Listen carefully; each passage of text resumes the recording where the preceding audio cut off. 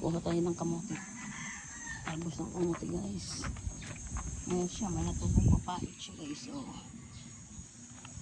ayan.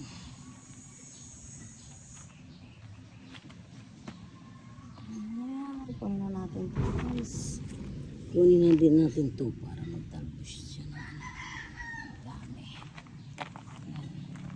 Kunin natin itong mga talbos ng kamote guys. Ayan siya, ang ganda-ganda.